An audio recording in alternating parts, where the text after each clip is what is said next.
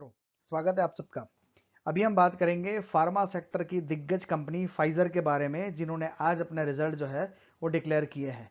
कैसे रहे हैं उनके रिजल्ट, आइए देखते हैं।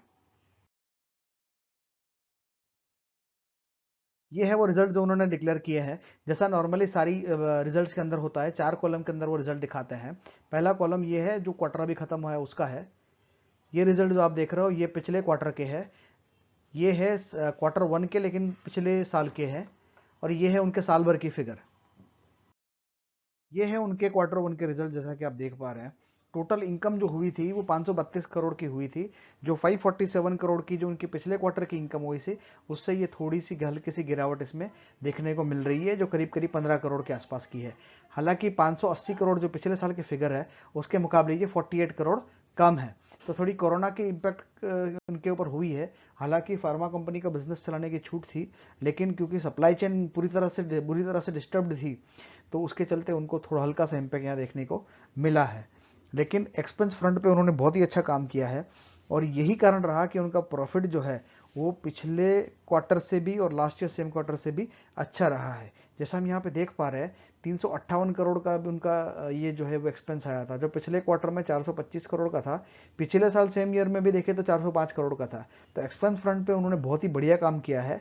यही कारण रहा कि उनका जो प्रॉफिट आफ्टर टैक्स है वो सीधा जंप करके 121 करोड़ 122 करोड़ आप पकड़ के चले यहाँ पे, तो 122 से सीधा जंप करके 173 करोड़ के आसपास ये पहुंच गया था। तो ये बहुत ही अच्छा फिगर है उनका, कोरोना की एडवर्स सिचुएशन के बावजूद भी।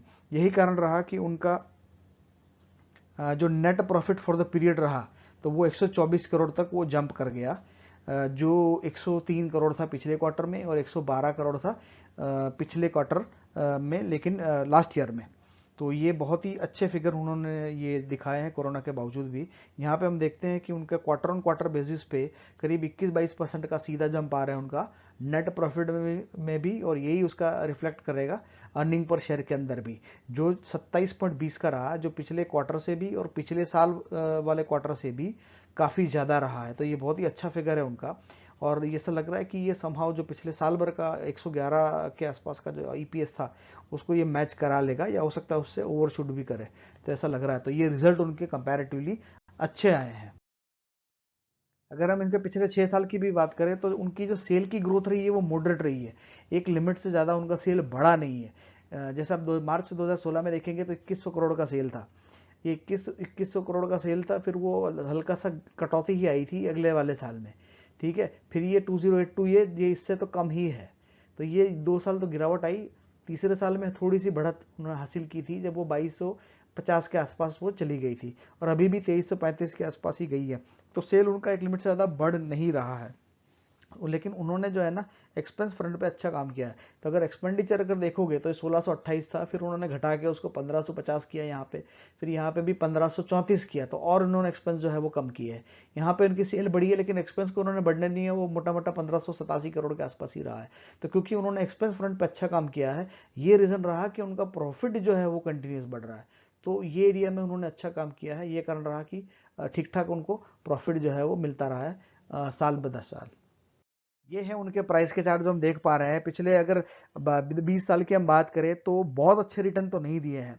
मतलब मोटा मोटा हम बोल सकते हैं कि 9 गुना हुआ है। तो 20 साल में 9 गुना होना कोई उतना अच्छा नहीं है, क्योंकि हमने ऐसी इंडस्ट्रीज देखी है जहाँ पे 20 साल के अंदर 100-100 गुना रिटर्न भी लोगों को मिले हैं। तो ये ठीक ठाक से रिटर्न हम बोल सकते हैं जो इस कंपनी ने दिए है। पिछले 5 साल की भी बात करें तो वो डबल हुआ है रिटर्न, यहाँ से यहाँ तक गया है तो वो डबल हुआ है, तो उतना खास रिटर्न नहीं दिया है। Market capitalisation point of view से बात करें तो 20,000 करोड़ की ये कंपनी है।